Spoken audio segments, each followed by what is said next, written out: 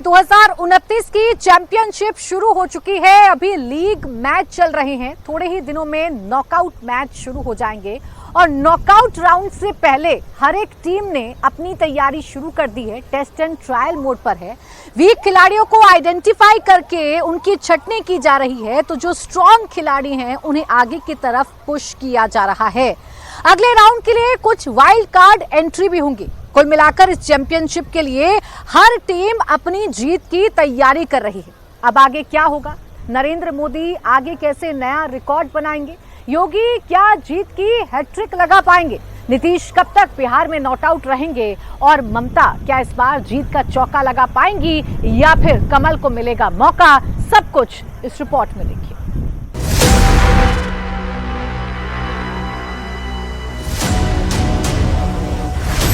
प्रधानमंत्री नरेंद्र मोदी और यूपी के मुख्यमंत्री योगी आदित्यनाथ मिले तो क्या बात हुई? दो पावरफुल लीडर पूरे 60 मिनट के लिए साथ बैठे।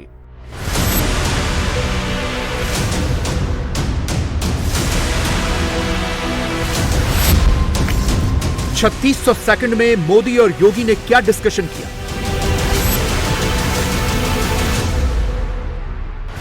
उत्तर प्रदेश में अभी कोई चुनाव नहीं होने वाला। यूपी का अगला चुनाव 2027 में होगा। पूरे 2 साल यानी 24 महीने यानी 700 दिन बचे हैं यूपी का अगला चुनाव होने में। प्रयागराज महाकुंभ खत्म हो गया। यूपी में बीजेपी संगठन का चुनाव बचा है और योगी कैबिनेट में 6 सीटें खाली हैं। क्या मोदी और योगी ने संगठन चुनाव और यूपी में कैबिनेट विस्तार पर चर्चा की? अटकलें लगाने की जरूरत नहीं है, हम आपको ऑथेंटिक बात बताते हैं। दरअसल 2029 की चैंपियनशिप शुरू हो चुकी है। 25 से 29 तक कई मैच होने वाले हैं। इस चैंपियनशिप में रिकॉर्ड ही रिकॉर्ड बनने हैं। यूपी सबसे बड़ा प्लेग्राउंड है। सबसे बड़े बड़े रिकॉर्ड उत्तर प्रदेश में ही बनने हैं, जहां 2027 में चुनाव होने वाले हैं। नोट करना शुरू कीजिए। 70 के दशक के बाद उत्तर प्रदेश में कभी ऐसा नहीं हुआ कि कोई एक पार्टी यूपी में लगातार 3 बार चुनाव जीते और सरकार बना ले। अगर 2027 में बीजेपी ने ऐसा कर लिया तो उत्तर प्रदेश में नया रिकॉर्ड बनेगा। बीजेपी 2017 में जीती, बीजेपी 2022 में जीती और बीजेपी 2027 जीतने की तैयारी कर रही है। मुख्यमंत्री की बात करें तो आजादी के बाद से आज तक योगी आदित्यनाथ को छोड़कर यूपी में ऐसा कोई मुख्यमंत्री हुआ ही नहीं जिसने 5 साल का अपना टर्म पूरा किया हो और अगली बार जीतकर फिर से मुख्यमंत्री बना हो। योगी आदित्यनाथ ये रिकॉर्ड 2022 में ही बना चुके हैं। यही नहीं, योगी के नाम और भी कई रिकॉर्ड हैं।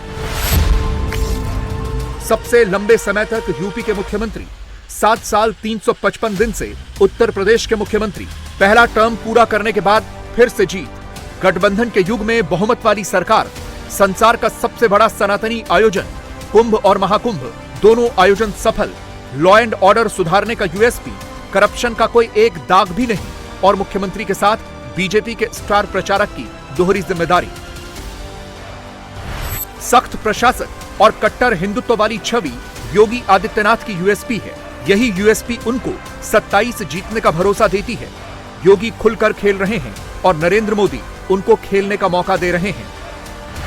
आदरणीय प्रधानमंत्री जी के नेतृत्व मार्गदर्शन में काशी की कायाकल्प हुई है।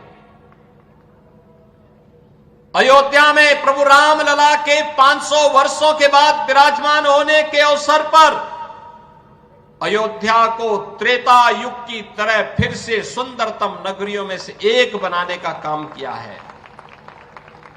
और अब जब महाकुंभ प्रयागराज के कार्यक्रम को सकुशल संपन्न करने के बाद अब हमें फुर्सत मिली है, अब तो बारी इसी ब्रजभूमि की है। मथुरा, वृंदावन, बरसाना, गोकुल, नंदगांव, गोवर्धन, बलदेव, ये सभी पे विकास के लिए पैसे की कोई सीमा नहीं। 2022 का यूपी चुनाव पूरी तरह योगी आदित्यनाथ के नाम पर और फेस पर लड़ा गया था।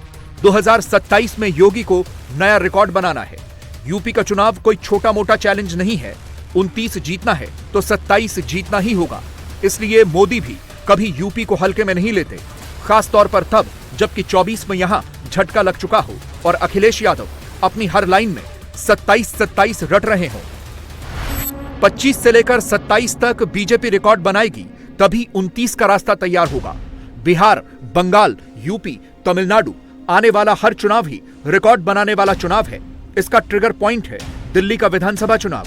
दिल्ली में जब से अरविंद केजरीवाल का विकेट गिरा है, तब से बीजेपी को लगने लगा है कि उसके लिए हर चुनावी चैलेंज छोटा है, इलेक्शन का हर माइलस्टोन अचीवेबल है और विरोधियों को लगता है कि हार जाएंगे, बीजेपी वाले जीत जाएंगे। चुनाव में जब जब विरोधी डिफेंसिव होते हैं और बीजेपी ऑफेंसिव होती है, तो रिजल्ट वही होता है जो हरियाणा में हुआ, महाराष्ट्र में हुआ और दिल्ली विधानसभा चुनाव में हुआ। मोदी मोदी मोदी मोदी मोदी मोदी। बिहार चुनाव में भी रिकॉर्ड बनने जा रहा है। इस साल नवंबर में अगर नीतीश कुमार फिर से मुख्यमंत्री बनते हैं, तो यह पहला मौका होगा जब कोई एक नेता 10वीं बार किसी राज्य के मुख्यमंत्री पद की शपथ ले रहा होगा। पूरे उत्तर भारत में नीतीश कुमार के अलावा कोई दूसरा नेता ऐसा नहीं है जिसे बार बार जीत का ऐसा कॉन्फिडेंस हो। अब पहले से, अरे तुम्हारे पिता को हम ही बनाए थे, वो जब आए थे तब नहीं था, ऐसा फालतू छोड़ो। अरे पूरा जात वाला भी, अरे तुम्हारे जात वाले भी जो जात थे हमको कहते थे काहे के लिए आप कर रहे हैं, तो हमने तो उसी आदमी को बना दिया। नीतीश कुमार ने पहली बार 3 मार्च 2000, दूसरी बार 24 नवंबर 2005, तीसरी बार 26 नवंबर 2010, चौथी बार 22 फरवरी 2015, पांचवी बार 20 नवंबर 2015, छठी बार 27 जुलाई 2017, सातवीं बार 16 नवंबर 2020, आठवीं बार 9 अगस्त 2022 और नवीं बार 28 जनवरी 2024 को सीएम पद की शपथ ली थी। आरजेडी को छोड़कर नीतीश कुमार जब से बीजेपी के साथ आए हैं, 2025 का बिहार विधानसभा का चुनाव उनके लिए केक वॉक कहा जा रहा है। बिहार में एनडीए के सारे नेता एक सुर में नीतीश को फिर से मुख्यमंत्री बनाने की बात कह रहे हैं। अरे ये बउआ है, ये बउआ को जो लिख पढ़ कर दे देता है कि बचवा आके वही पढ़ देता है। अरे इसको ज्ञान तो होना चाहिए। इसके लिए कोई दोषी नहीं हो कि तुम 36 वर्ष के हो, लेकिन यह स्पष्ट बताना चाहता हूं, नीतीश कुमार जी आज भी 74 वर्ष की उम्र में तुमसे 4 गुना ज्यादा काम कर सकते हैं, इतना स्पष्ट है। ये कौन गलतफहमी में है? लालू प्रसाद का परिवार, मौका मिला बिहार को लूट लिया। इस सिलसिले की शुरुआत नरेंद्र मोदी ने भागलपुर में की थी, जब उन्होंने नीतीश को लाडले मुख्यमंत्री कहा था। हमारे लाडले मुख्यमंत्री नीतीश कुमार जी, हमारे लाडले मुख्यमंत्री नीतीश कुमार जी। रिकॉर्ड बनाने का इंतजार तेजस्वी यादव को भी है। तेजस्वी ने अगर बिहार चुनाव जीत लिया तो वहां भी रिकॉर्ड ही बनना है। तेजस्वी यादव अभी 36 साल के भी नहीं हुए हैं। अगर बिहार चुनाव जीतकर तेजस्वी यादव मुख्यमंत्री बनते हैं, तो वो बिहार के सबसे कम उम्र के मुख्यमंत्री होने का रिकॉर्ड बनाएंगे। नीतीश कुमार को आरजेडी का ऑफर देने के सवाल पर तेजस्वी ने क्या कहा, इसे देखेंगे तो बिहार का सियासी मूड पता चलेगा। और देखो, जितने लोगों का इन्होंने राजनीति में अगर पैर पकड़ा तो केवल भाजपा के लोगों का ही पैर पकड़ा। चाहे मोदी जी हो, आर.के. सिन्हा हो या रविशंकर जी हो, और उनके दल के लोगों को तो खूब गले लगते हैं।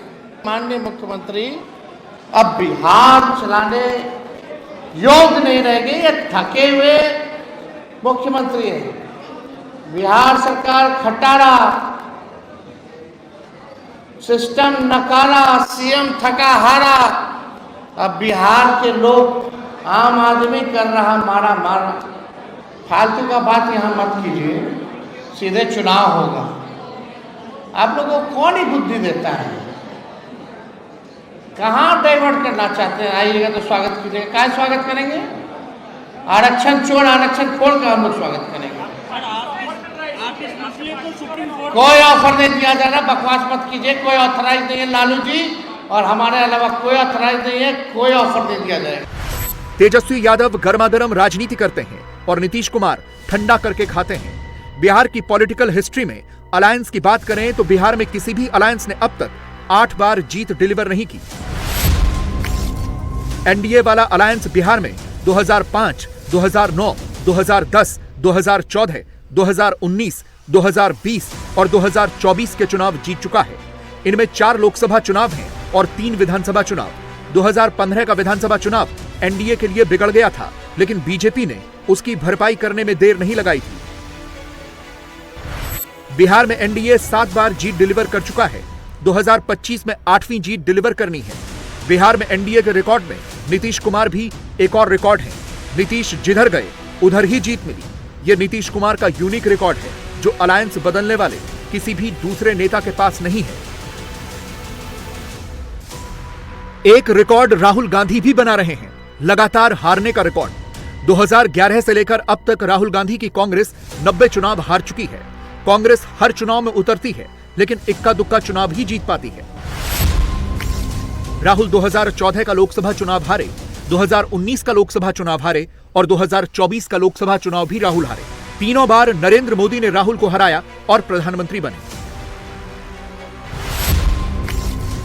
इस दौरान राहुल गांधी की कांग्रेस पार्टी दिल्ली का चुनाव 4 बार हारी, कांग्रेस महाराष्ट्र का चुनाव 3 बार हारी, हरियाणा का चुनाव 3 बार हारी, गुजरात का चुनाव 3 बार हारी, गोवा का चुनाव भी 3 बार हारी, पश्चिम बंगाल का चुनाव भी 3 बार हार चुकी है।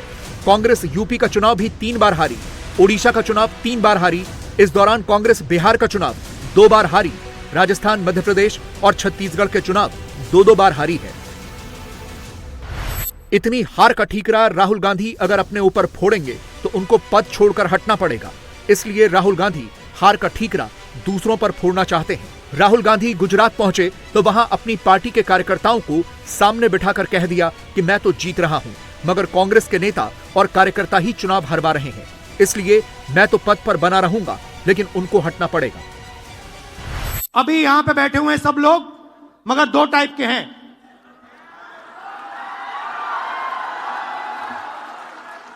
एक है जो जनता के साथ खड़ा है, जो जनता के लिए लड़ता है,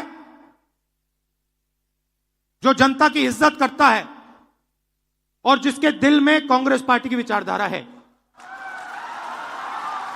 और दूसरा है जो जनता से कटा हुआ है, दूर बैठता है, जनता की इज्जत नहीं करता है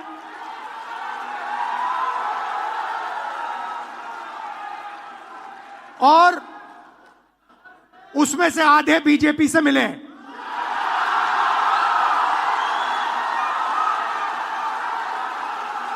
जब तक हमने इन 2 को क्लियरली अलग नहीं किया, तब तक गुजरात की जनता हम में बिलीव नहीं कर सकती है। बीजेपी को छोड़िए, किसी भी दूसरी पार्टी का नेता अपने ही नेताओं और कार्यकर्ताओं पर इतना अविश्वास करके पार्टी नहीं चला सकता। राहुल गांधी को अगर बीजेपी से सांठगांठ कर चुके कांग्रेसियों का नाम मालूम है तो वो एक्शन लेते, लेकिन वो कोई एक्शन नहीं लेते, बस बातें बनाते हैं और बीजेपी को मखौल उड़ाने का मौका देते हैं। राहुल गांधी जी को मैं सुझाव देना चाहूंगा कि आप दूसरों में दोष देखना बंद करिए और आत्मावलोकन करिए, तो आपको समझ में आएगा कि बुरा जो देखन मैं चला, बुरा न मिलिया कोई, जो दिल खोजूं आपना, मुझसा बुरा न कोई। मुझे लगता है राहुल गांधी जी को सेल्फ इंट्रोस्पेक्शन करना चाहिए। वो देश की हर संस्थाओं के ऊपर, देश की संवैधानिक संस्थाओं से लेके, देश की सरकार से लेके, जनता, माननीय प्रधानमंत्री जी और अब अपनी पार्टी के लोगों को भी अपशब्दों का प्रयोग करने लगे। गुजरात में 2 साल बाद चुनाव है। नरेंद्र मोदी की पार्टी वहां रिकॉर्ड पर रिकॉर्ड बना चुकी है। गुजरात में जीत का हर रिकॉर्ड बीजेपी तोड़ चुकी है। 182 सीटों में से 156 सीटें जीत लेने का रिकॉर्ड, 52.5% वोट शेयर का रिकॉर्ड,